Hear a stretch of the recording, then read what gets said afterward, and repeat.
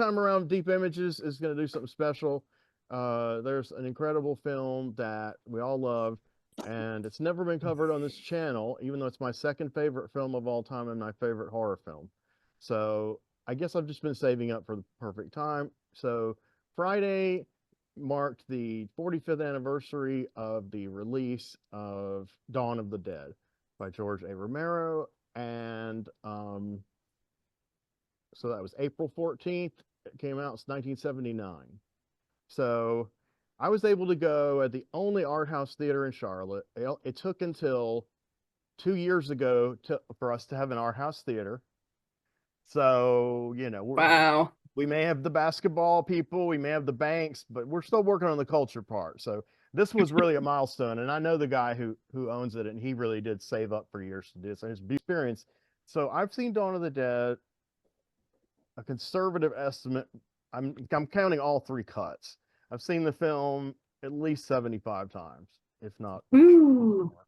So that's over a period of 32 years. So I came to it late compared to most of my friends that I had at the time. They were gorehounds. They were already into Romero and Fulci, and I was kind of pulling up behind them, trying to catch up and be cool. And then it turned out, here I am doing this, and none of them are even into this stuff anymore. So, Ain't that how so it goes? indeed, Timing. it looked beautiful and it sounded beautiful. And so my point was is that even though I've seen it that many times, it sounded new.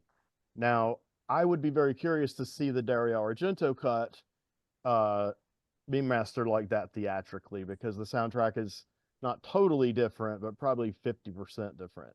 And the way it's mixed is creepier than a regular movie.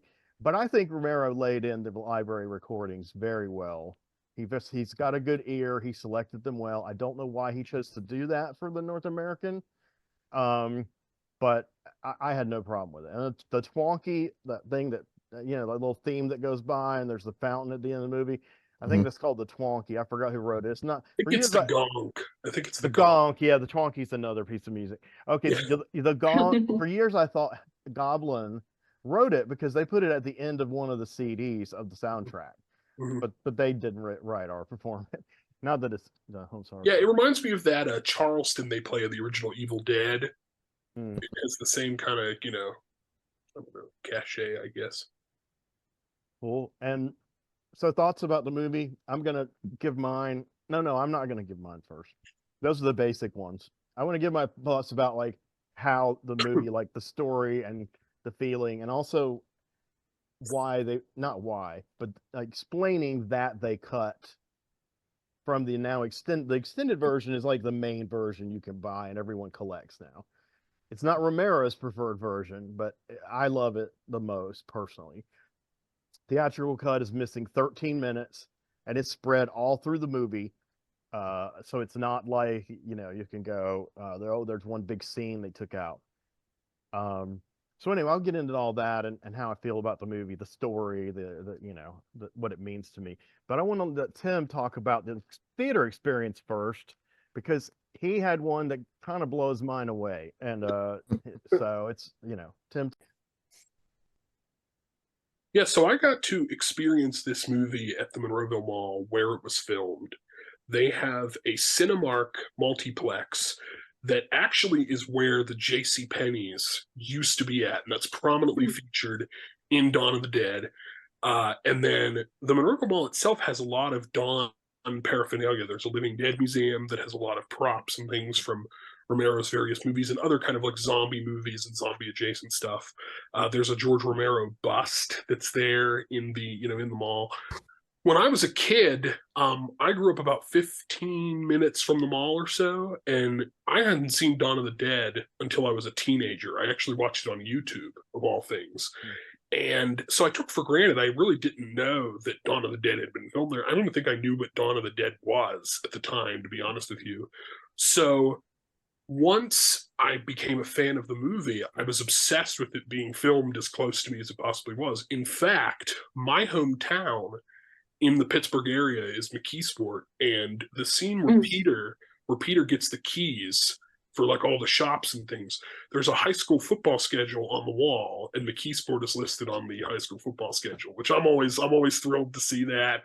McKeesport's referenced in Night of the Living Dead as one of the rescue stations. So, yeah, I'd seen this for a long time. However, despite being as big of a fan of this movie, working with a lot of Romero people just over the years and meeting a lot of them, meeting the cast of this movie, I had never seen it in the theater before. So when the opportunity came that it was going to be at the Monroeville Mall, granted not in an art house, I mean, this is a big multiplex. I was at least grateful for that. I really couldn't pass that opportunity up, and I think everybody there was kind of in awe of that. In fact, Monroeville Mall actually got an entrance applause when they showed the exterior of it in the Nice. movie. I appreciate it. It's very fun. I love that. That's great. As well, Yeah. they should. That was the star of the movie, really. And one more little thing, just to get in with that. When I was a kid, really nothing that is in the movie was at the mall. That ice rink was long gone. They took that out in the early 80s.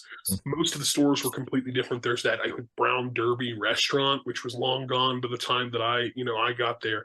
So what the mall currently looks like now is a lot closer to when I was a kid. So I never actually got to experience the way that it looks in the movie, but there are little spots here and there, and they give tours of the mall when they do Living Dead weekend, and you can see kind of different. You go into the the boiler room and all that kind of stuff. Sometimes people go up on the roof in tours, and they can see from there. And so and when we come actually to the mall, a lot of times we come down the hill that Roger and Peter ride the truck down, that they kind of show that exterior, and they're coming down towards the parking lot. So it's really cool to see that kind of stuff, and being a Pittsburgher and getting to just have that location so close to me, and can go there pretty much whenever I want to. I have a question. So is there still an escalator, or how do you get from floor? Yeah, it's not the original escalator. They actually have part of the original escalator from the movie in the Living Dead Museum. There are escalators, though. Yes, they're in kind of, I think they're actually in the same place pretty much. And the entrance where the bikers come in looks pretty much the same if you know where to find it. Like once you go, oh, it's right there. Okay. So, and they have one of the motorcycles from the movie, still in, like they put it on display and things like that. So yeah, I mean, they have a lot of stuff in the archives from the movie, but almost nothing that was actually in the movie is still in the mall. Almost nothing. There's no fountain anymore. There's none of that stuff is there. Wow. That's too bad. No gun store. So what was it like seeing it in theater? Like the turnout and what happened with our turnout? Our turnout was pretty good. I mean, we were mostly sold out. It was a lot of people that had seen it, in the theater before, because these were people that were hardcore Romero, Dawn of the Dead buffs that had seen it. A couple. There was a 3D re-release a few years ago. They go to Living Dead weekend every year. But then there were some people that had never seen it in the theater before. I think there were about 2 people that had never seen the movie, period. And the way that we found that out was because they did a Q&A. Happening concurrently with Dawn of the Dead was Steel City Con, which was literally across the street. And Tom Savini was a guest at Steel City Con. So he just walked from Steel City Con over to the mall, and he led this Q&A panel. And they had some of the cast, some of the zombies. Sharon Hill, who's one of my favorites, she is the nurse zombie, and her reactions are the best in the movie. They crack me up every time I watch it. She goes like, it's so funny in the movie. But they answered some questions, and Tom Savini had asked how many people had never seen this movie before, and there were 2 people. Now they raised their hand like this. I would too. Yeah. But everybody, I mean, it was for the most part, it was pretty full, and it was in one of their bigger auditoriums, like they do like special, like Fathom event screenings and things like that. But that was before the movie, so we actually started around 7:30. Oh, okay. Were there any cast members or crew members, of the main crew there at all? The living ones? Really, just Tom Savini. Okay. Yeah, really just Tom Savini. Now, the Living Dead Museum in the mall actually has a wall that everybody who worked on like Dawn, Night, Day has pretty much signed, even if they're now currently dead. Claudio Simonetti has signed it. A lot of these, George Romero has signed it. pretty much everybody. But yeah, there's not a lot of people involved in the main crew that are still with us anymore. So they kind of like who they can get, they get. But Tom Savini was the only direct, like behind the scenes person that was there. That's cool that he was there. Mm. Though. Yeah, that's cool. I've met him only once. Yeah. I never did really get to talk to him, but Yeah. So what was the reaction of the movie? I know you said there's people who hadn't seen it in theater, people had never seen it, people have seen it in theater a million times. Oh, everybody, all the big moments, everybody applauded, they Okay. clapped, they laughed a bit with the cigarettes, all that stuff. That was probably everybody's favorite scene in the movie when he asked for the cigarettes, and then they say, and they go in the helicopter, they're lighting cigarettes. I actually thought it was kind of funny that Fran is pregnant and she smokes the entire movie. I found Yeah. No. I found that very amusing that she does. She's like, oh, oh, this is so I'm like, girl, put the cigarette out. Like you have a baby. I don't know what to tell you. So, but yeah, everybody cheered when Peter gets onto the helicopter at the end, and Tom Savini got an entrance applause, which was funny. George Romero, his little cameo in the beginning, everybody applauded at. So I didn't get to meet George Romero, by the way. I didn't either. By the time I did conventions, he had died. I started doing them late 2017, 2018. He passed in 2017, so I had never gotten to meet him. Yeah, they could never get him down here. Mad Monster Party or Con. Yeah, I'm surprised. Me too. So tell us your feelings about the movie. So this is the theatrical cut, like I said. Yeah. So it's not the complete movie that like younger fans know as the movie. Well, I'll tell you how much of a fake fan I am. I actually wasn't sure if it was the theatrical or the extended cut. And the extended cut is the version I've seen most often. But I was watching it and I'm going, I don't know. Is this the extended cut? Some weird little, I'll go into it later. Yeah, I'm not 100% sure. So when I asked Henry, he confirmed that it was the theatrical cut, which I will say. I timed it too. Okay. Yeah. Which I will say I didn't mind, because I felt like if you're going to see it in the theater, it's actually kind of cool to see the original, theatrical version of the movie. I love the movie. I think that there's parts that when I was younger, I kind of was like, I don't know, like the pie scene and all that, that kind of stuff. Sometimes I felt was silly, but when you look at kind of the overall picture of the movie, that stuff doesn't bother me the way that it used to. I personally prefer Night and Day over Dawn of the Dead, but I still love Dawn of the Dead. Understand. So so that was your experience. That was exciting. It's one little like other thing and plug, and what I'm talking about is my partner and I work on the Living Dead weekend, which is an event that they hold at the Monroeville Mall that usually celebrates Romero. Sometimes it'll do adjacent zombie stuff. And that's always a fun opportunity, because you'll get to meet all kinds of people from all over the world that will come to see the Monroeville Mall, which to me, I'm just like, who cares? It's a mall. But I mean, we get people from the UK and Germany and everywhere. Hey, tell them what you told me, who you brought to the mall and hung out with. Oh, that's they did bring Claudio Simonetti over to the mall. Yeah.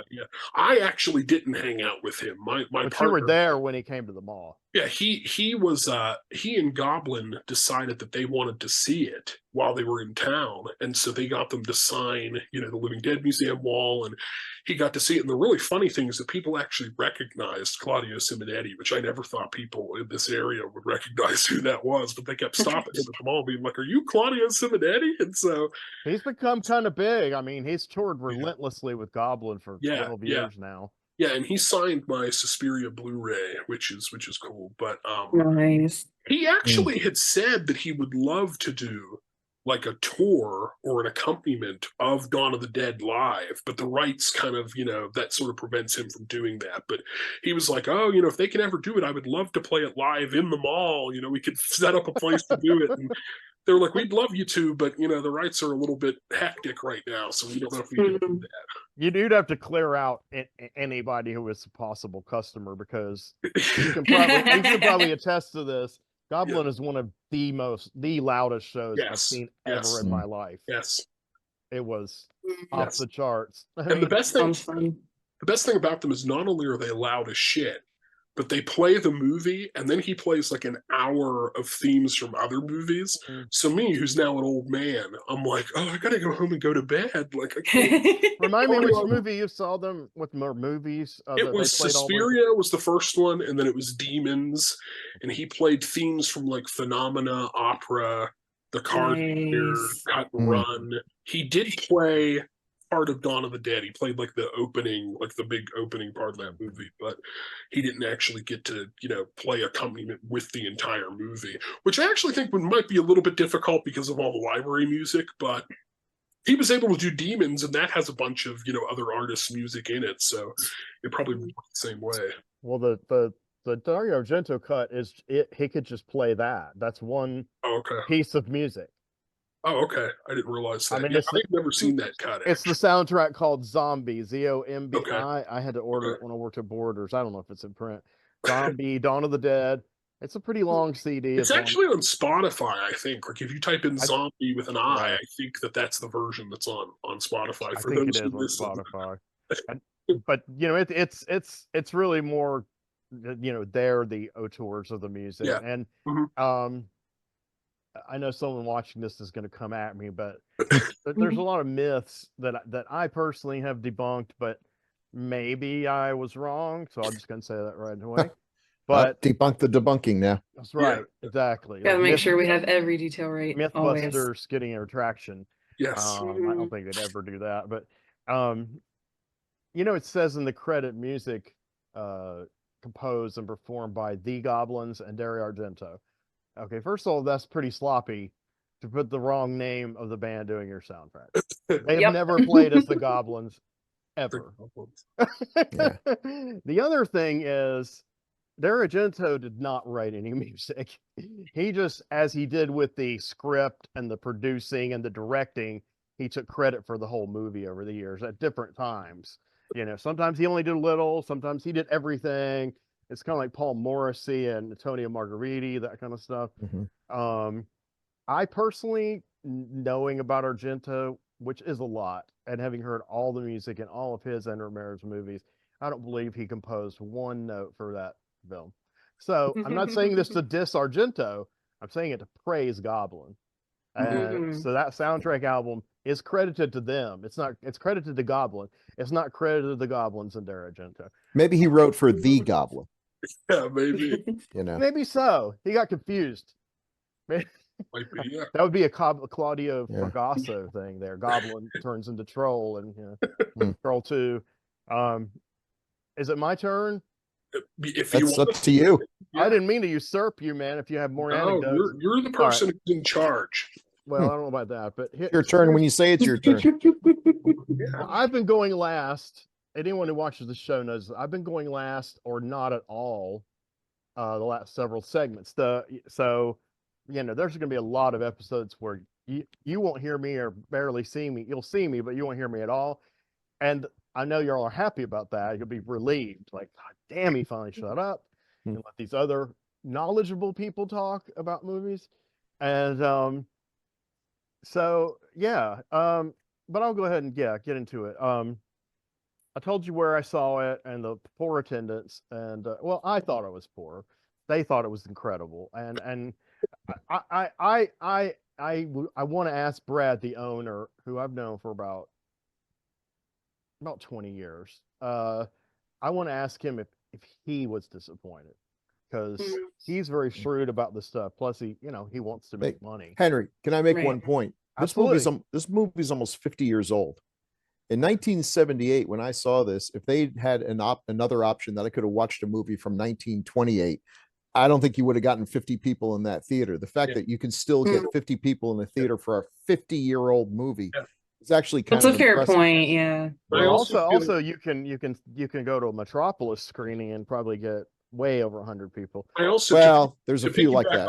Now it took 100 years. Off of you, I think that there are so many horror fans that I know that they're just burned out on zombie stuff because they don't like things like Dawn of the Dead, and they know the remake. And the unfortunate part is that Dawn of the Dead, the circulation of it has been very poor.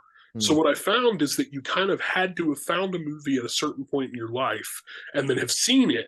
But I'm sure that there's a lot of people younger that actually haven't seen it all, because where are they going to get it? It's not streaming. It's not, the Blu-ray isn't regularly available. The DVD isn't regularly available.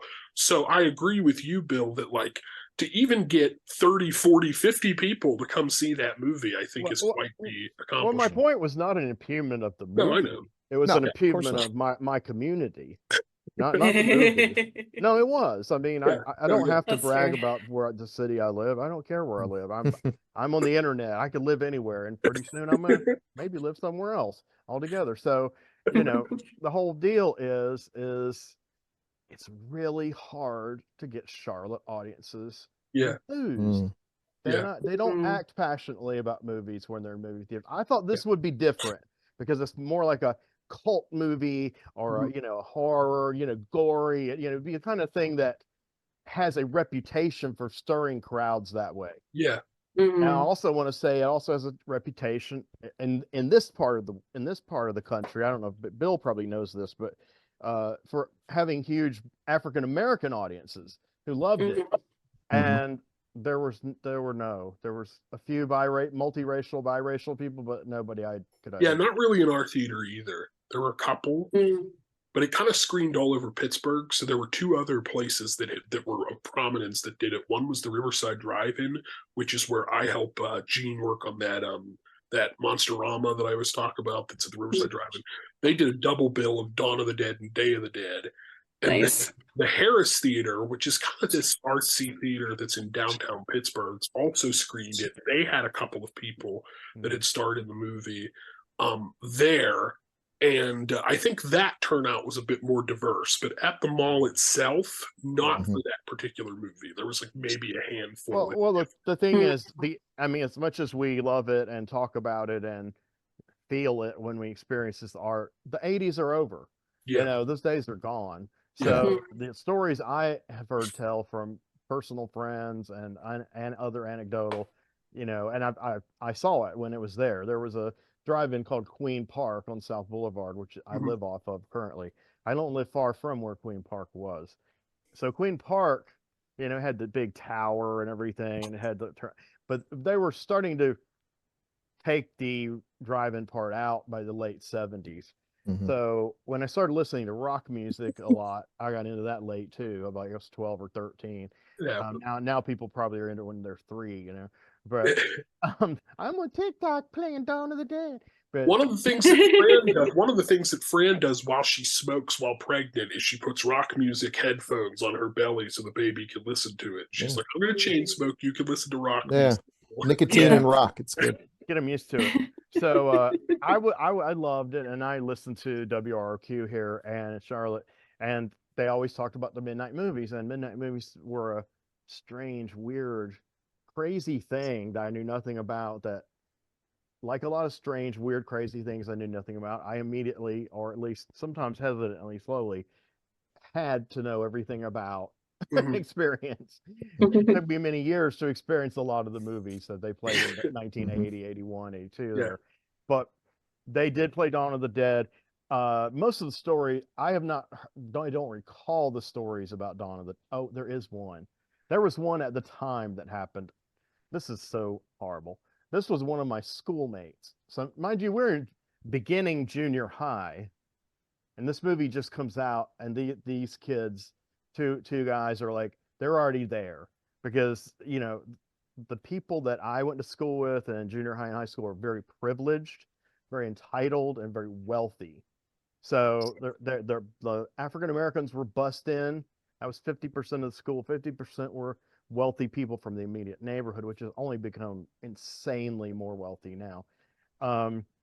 We were the poorest people on my block. No one would talk to us. I didn't understand class consciousness then. I was like, what's up with that?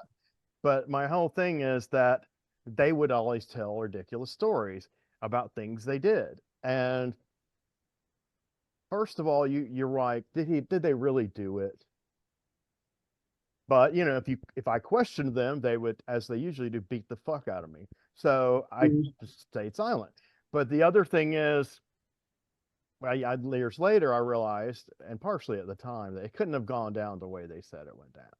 So, regarding Dawn of the Dead, a good friend of mine went. He went because those other like tough guys were going, and he was just like, I just want to sneak in, and he did sneak in, and so he explained to me what he did is his brain merged these two scenes together, incredibly disparate scenes. So the scene where the rednecks are shooting the zombies, and they're bragging about how their skills. I forgot what one guy said. He said something. And then the scene of course, the tragic, horrible scene in the elevator where Steven is climbing up, and I think it's Blade himself, isn't it, who shoots him in the arm. And no, I think somebody else, maybe somebody Blade's comes there and shoots him, but I can't remember. Blade's there because he has the sword, and he says, I see you. He says that to Peter, I thought, but maybe he did. Oh, you're right. He says that to Peter, and the other guy who's dressed almost exactly like him. Yeah, it doesn't help all their hair looks the same. So I mean, I can tell some of them apart, just from repeated watchings. Okay, yeah, I'm mixing the scenes up, but not in this egregious way. So this kid told me, he said, yeah, man, there's this scene where there's these rednecks, and they've been hunting zombies, and they go into the mall, and they see this elevator, and they shoot up into the thing, and it's this old lady, and they were like, that's Mrs. Jones next door, dude.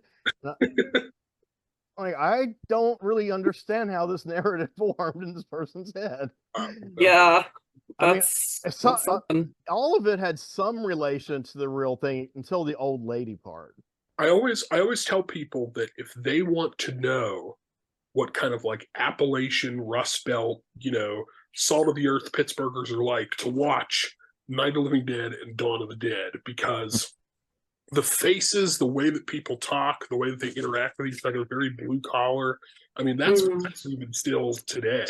And it's really funny because I like it. It's in no way alien to me. Yeah, I can hear, and I'm not going to get into all the semantics of this, but Pittsburgh's kind of infamous for having a certain dialect that to some people can just, grate on the ears. And there's a couple of people in the movie that ever so often have kind of a peculiar way of pronouncing things. It's just it's very Pittsburgh. It's so that I always appreciate that when I watch the movie. I'm good at picking out accents, and I really kind of feel that, I don't know if Romero directed them this way, and I've only met one of the four main cast members, but all four of them just spoke standard English. Yeah, for the most part, it's most of like the extras and the walk-on people. That's a lot of, because the four leads are not from the area at all. Right. Okay, but pretty much everybody else is. So they're a little more authentic, in terms of the presentation. It's really apparent with the rednecks in Night of the Living Dead, though. The one that kind of has the Chewbacca holster belt across. He's playing a redneck. Yeah, he has a total Pittsburgh, Appalachian. He sounds just like a South Carolina, North Carolina. Yeah, exactly. Yeah, it's not that much different, to be honest with you. But yeah, so I always get a kick out of that when I watch the movie. What disappointed me about the audience, other than the size and the just general lack of enthusiasm, was just the general lack of enthusiasm, like scene for scene. There are scenes that shocked me, and I've seen this all these times.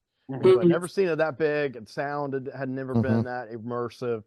And plus, I feel an emotional connection to the movie, and every time I see it, certain scenes kind of, I don't want to say they trigger me, they don't make me feel bad, but it's that feeling like what's going to happen, but you're still in total suspense, and you're praying that zombie's not going to bite Roger. And it's inevitable, and it's like, well, we're at this part again. When I saw it in the theater, I kind of came to the conclusion. I never paid attention to this originally watching it, but I said to my partner next to me, I said, I think that Steven might be the worst shot in the history of cinema. I said, I don't think he nails a solitary in the entire movie. I was actually talking with my partner that I was watching it with the other night about that exact same thing. We were just talking smack about his shooting the whole time. Yeah, I noticed it more this time. I noticed everything more this time, but yeah, Steven and that Ricochet, they did that in stereo. God, yeah. But wow. So anyway, it was great seeing the theatrical cut in the theater. At home, I'm gonna watch my Anchor Bay DVD of all three cuts. No, I'll watch the 139-minute cut, and occasionally the Argento cut, because I've only watched it maybe twice, maybe only once. And so I'm going to do that until Tim tips me off to a North American Blu-ray. So I feel like this tour, which didn't tour, it did tour all of America, but so this played 3 nights here, 2 showings the first night, Friday, which was the actual anniversary date, 7 p.m. and 9:30 p.m. So I attended the 7 p.m. and I was the very first person there. And the more that happens as I get older, the more surprised I get, because I'm a person who's used to always be late all the time. And people had to make allowances for me, or if it was at work, they weren't happy with me. I'm like the reverse of that person. I'm the person that I was resenting back then, who's like been there an hour before, and he's like going in first, and he's like, yeah, man, I'm first. I'm like, oh, I'm like 500th, and so anyway, I was that guy, but there was a steady stream of people, and like I said, eventually coalesced to 50. But those intense scenes that I just alluded to, those kind of scenes and moments, and where the musical, as Tim Lucas would say, the musical stings that accompanied them, no one reacted at all, except me. So that's why I feel like it's a regional problem, because this happens at every movie I go to. Old Boy, a few people did actually react. I was proud of that audience. I mean, and you could tell a few people at least had seen Old Boy. Dawn of the Dead, I have no idea. I think the older guys who brought their sons or daughters, and they had T-shirts related to horror movies, I'm pretty sure they had seen it before. One guy, I don't know his name, but he's one of those people that I've seen walking around Charlotte for my lifetime, and I don't know his name, but he just pops up places. And I knew he was into horror. That's one of the only things I knew about him, and hadn't seen him in 20 years. But yeah, and a lot of people there were 2 young kids, and they did behave. They were probably about 9 or 10. Okay. I was shocked, pleasantly surprised that they behaved, because I thought okay, here goes the movie, because they came in kind of rowdy, and then they just so but it was it's the energy. See, the reason I like to go to movies now, I didn't go to movies much when I was young, and I certainly didn't see, well, accidentally, because it was the 70s, cult movies, but I didn't have any. I didn't really pay attention to the theater experience, but usually when I went, it was just about sold out. My dad wanted to go on opening night, and then my mom's like, "It's gonna be too many people," and it was like a Grateful Dead show. I mean, Star Wars, so a movie a few months earlier no one had ever heard of, and the movie that you only knew the real story, and if you read the comic book, which came out 2 months earlier by Roy Thomas, there was a line literally around the block of the building, not around the street block. So I was like, wow. I mean, there was probably dozens of people in front of us and behind us. But it moved pretty fast. Unlike today's lines, it was very quick and efficient. So but as I got older, as I was going to say earlier with the Queen Park thing, the stories I hear tell especially are about Fulci's movies. So all 3 of the whatever you want to call them, the Gates of Hell trilogy, they have like 5 names. I personally just call them the Lovecraftian trilogy. That's just me, because they're all obviously set in the Cthulhu mythos continuity, and those 3 the audiences, from what I understand, were mostly African American, and they were hyper. A whole movie, every gore scene, they just lost their shit. Either they were disgusted, grossed, or laughing, or going, yeah, and they were relating with the characters, which relating with the characters in a Fulci movie, maybe other than the Beyond or a couple others, that's pretty heavy. So no, they don't want to see Bob die, either Bob, the kid Bob, or the I've noticed, side note, I've noticed every Fulci movie there seems to be a little boy named Bob, which I'm not sure what that Yeah, Enigma, I think, too. Yeah. He's like, oh, we need a name for, I don't know, Bob. Just use Bob. All right, that's fine. All those American names I love sound those alike to throwaway me. names. Yeah. So anyway, I didn't buy. So my thing for going to the theater as an adult is the energy of it, and if there is an audience that's responsive, I'm like, wow, okay, this is something I didn't experience when I was young.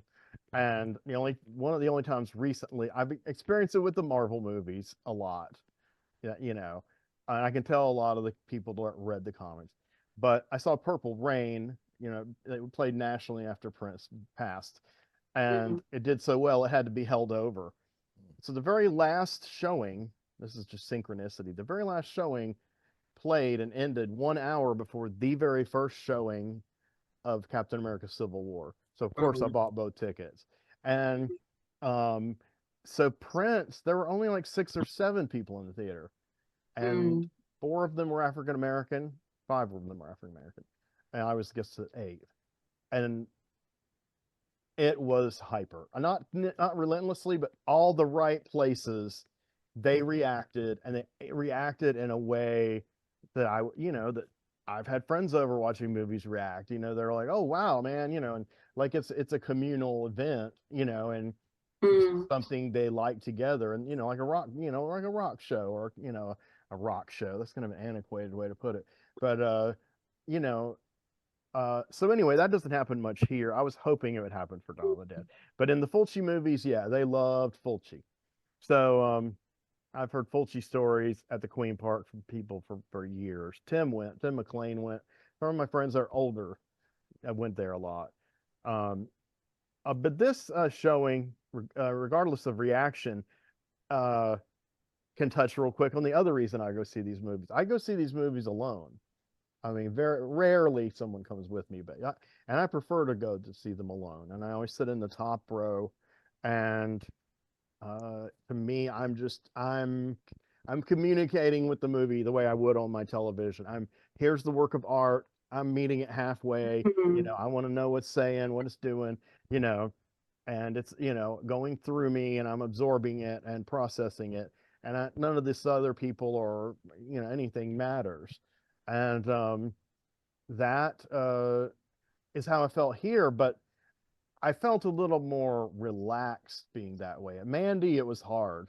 I had to concentrate because there were reactions from the audience, but they were very negative. And when I would make comments about a lot of things in the movie, I guess what we would call now Easter eggs in the movie, people next to me thought I was fucking insane. I started singing along to Starless and Bible Black, and the lady looked at me, she's like, "What?" And I said, I never thought a King Crimson song like this would be the theme song of a horror movie. And she's like, "Oh, anyway." Nobody knows King Crimson except for awesome people. I don't know. Right. They're one of my favorite prog rock bands. I love them. Mine too. They're in my top 5 bands. But so so I enjoyed it on my terms. So sometimes I made comments, and as the movie went on, I kind of forgot everybody was there, and I started talking like I would in my room, only not as loud, but I would react to what the characters are doing, and I enjoyed myself, and nobody got annoyed with me or anything. So what it did was it kind of reconnected me with the heart of that movie and those characters, and the fact that I'm glad that horror fans love Dawn of the Dead. In a lot of ways, I mean, it's squarely a horror movie, period. And if we're getting back into our classification, our taxonomy thing, which Tim and I have talked about before and after we did the shows on them. And as far as the taxonomy of Dawn of the Dead, there are chunks of it that are horror adjacent. They're not horror. I mean, they are siege-like, they're suspenseful, but they're mainly dramas, and they're characterization moments, character studies of these people. Now, none of those kind of pieces go on very long, though in the 139-minute version, all of them go on at least a minute or two longer, if not more. And so the scene in the helicopter, particularly, and the scene at the docks, Both are much longer because in the 139-minute Joe Pilato, Captain Rhodes in Day of the Dead, he appears in that scene. So he originally got left on the cutting floor and then he got restored. He died not too long ago, right? Yeah, he died, I think, 2018. He was I was friends with him on Facebook. He was a cool dude and not an He, asshole. he was a character at conventions. Oh yeah. I bet. I never He saw put on him. he put on a real show. I had the feeling he was deliberately kind of putting on a show. He wasn't Rhodes, but he was energy, lots of energy, and yeah, it was fun. He's a born thespian. Yeah, you'd be surprised. For the most part, people that are in Romero films that are still with us, I mean, they're very energetic at conventions. They really love meeting fans. Some of them were just, they kind of did that as a gig and had no idea that would be what they would be remembered for. Some of their grandparents or or the neighbor down the street, and they're like, I just never anticipated that I would become this iconic, like I would be on merchandise and these other things. So they're very humble about that. They think that's really amazing with this little small movie. I would call him humble. Yeah, that people have seen it, all over the world, in Italy and and everywhere. When I've talked to some of them, but yeah, a lot of them are very energetic. I met Judith O'Day at Mad Monster. Oh yeah, she's fantastic. Awesome. Yeah, she's wonderful. She tells stories, and I mean, you've met her. You've seen her more recently. I saw her in 2014. I saw her for I think it was the 55th anniversary of Night of the Living Dead. They actually did it in Evans City. So a year or so ago. We took photos in the cemetery at the tombstone that she holds on to and is like scared of. Took it with Russ Striner, who's Johnny, and with Judith O'Day, who's her. You're pretty tight now with Striner, right? Yeah, I mean, I know his brother too, who worked on Dead. So, yeah, and he's always a nice face to see at different conventions. He does them here and there. Tom Savini, I'm not like super close to, but I have met him and encountered him a couple times. He's a little standoffish. I mean, I've heard he can be great. I've heard he can be awful, but I kind of got in the middle. He was kind of you hear the stories about Tom Savini, you're like, yikes! But every time I've met him, he's always been pleasant to me. Okay. He might just be one of those people, has good days and bad days, as we all do. And unfortunately, if you're at a convention, everyone's there to see it. Everyone's stressed out also. And I also suspect he's one of those people that probably has more than his share of awful fans. Oh yeah. That's fair. So who knows? Well, my ex-wife was one of them, and so I was planning to talk to him again and have a better, a more extensive, talk. And she ruined it for us. Just to touch on that a little tiny bit, not to get too involved with it, but kind of what you were saying, Bill, what I've noticed is that those Romero movies have a lot of fans that are not socially or politically minded with Romero himself. And a lot of the cast is. So sometimes that becomes a disconnect, because they'll meet some fans like, oh, well, okay, when they tell them something. So I've noticed sometimes that can be a bit of the the gap between the two of them. That's been kind of an ongoing. I'm writing this movie down, so I'm going to talk not today, but about executive action from the 70s. I think that's the name of it. Because there's a major disconnect between the cast and the characters, and the audience doesn't know. Depends on where they lie on the Overton window, which is there's a word for people who think that actors are like the characters they play, and that word is idiots. I would extend that to writers. If you write a book about, I don't know, let's say demons or something, and great book, and then you have people coming up and talking like, oh, hail fellow Satanists. I'm like, did you read my book? I mean, nothing good happens from conjuring demons, you nitwit. But even if I have a neo-Nazi character and that doesn't mean I share any of the, especially when they come to a bad end. I don't understand these people. I think people who don't make art have a really hard time wrapping their heads around that. Just because like they engage with the media, and like as somebody in the audience, it's like you're gonna latch onto whatever characters or whatever themes speak to you. But like as a writer, as an artist, as a filmmaker, anything like that, it's like you have to write everybody. So you have to get into that mindset of everybody, including the people that you like super don't agree with or wouldn't like if they were real, but they're your characters. You have to be able to do that. People live in this ideological bubble where everyone around them, they very carefully cultivate it so that all they hear is pretty much what they believe. And when they read something and there's a character here who's not at all like them, this must be because the writer is like that person, that they even know of such things. That they could even get into their mind. Yeah, liberals and conservatives do as that like all the a time as like a segue into that, you know, where you have this kind of culture nowadays where a lot of those folks are like, you know, oh, everything's so political and yada yada yada. I mean, one of the filmmakers that is the most kind of like hard on his sleeve political is George Romero. Sure. So the fact that there's people that watch those movies that are like, you know, like they have no idea, you know, that they can't, they're very media illiterate. Just kind of blows my mind. I think for some of the cast, they kind of feel the same way, but it just depends. So Keith's not here, so we did kind of go off topic, but just, you know, fine. We didn't go too far really. But I want to move things along because I want to hear what these guys have to say. Let me wrap up mine real quick and then I'll turn it over. Which one would you like to go first? Bill, Kaelyn? I'm amenable to either. Go first, Bill. You're higher on my. I'll be quick, Kaelyn. Sounds good. He actually is quick. True. Yeah, and basically, I love the movie. I mean, it's simple. I mean, I have a massive connection with the characters. I think it's so well written.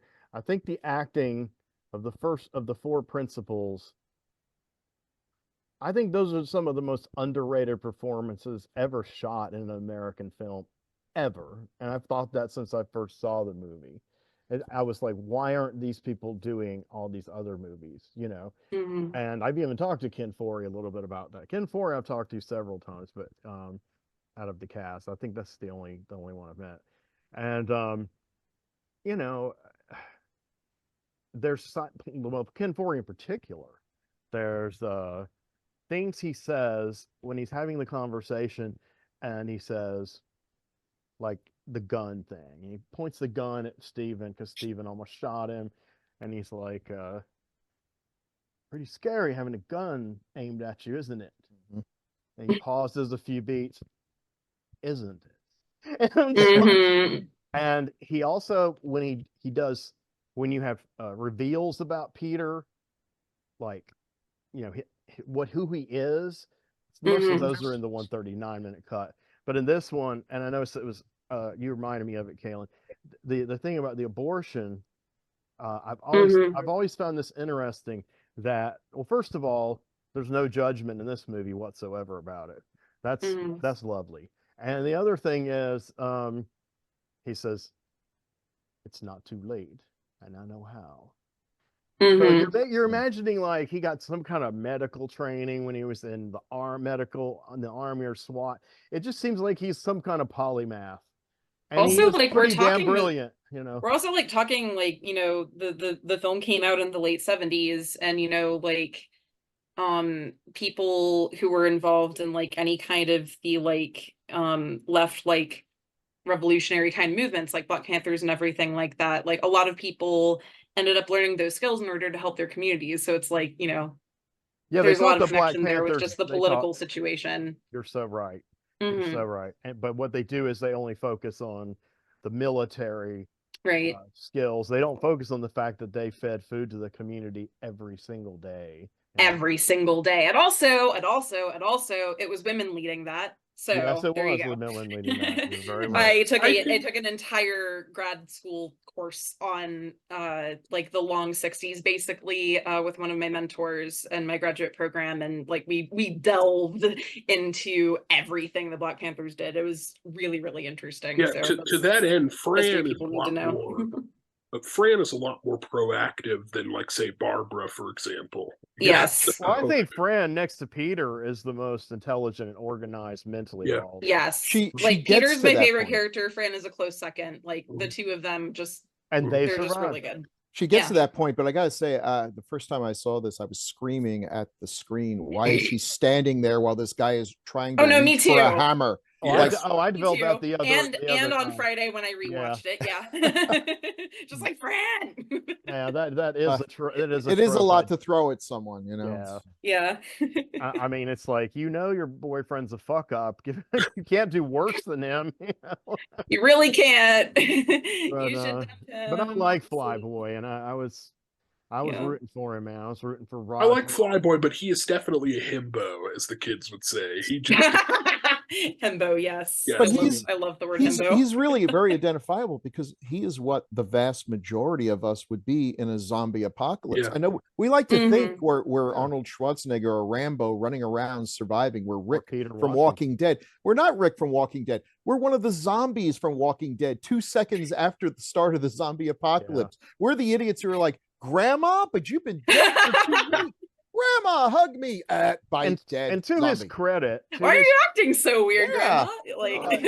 And to his credit, when Roger dies, he's starting to before that, but when Roger dies, after he's become handicapped, but then after he dies, more so disabled, and he kind of steps up. I'm not saying he doesn't still make a lot of mistakes, but he really does step up. And he earns a little respect from Peter. I forgot what the one thing they did that he fixed, the map, I think, for the thing. And he's like, you're right, that's good, And so he had things to offer. It's just he wasn't a survivalist in the sense of guns and combat. He was the smartest zombie, though. Yeah. He was definitely the smartest zombie. Yeah, he was.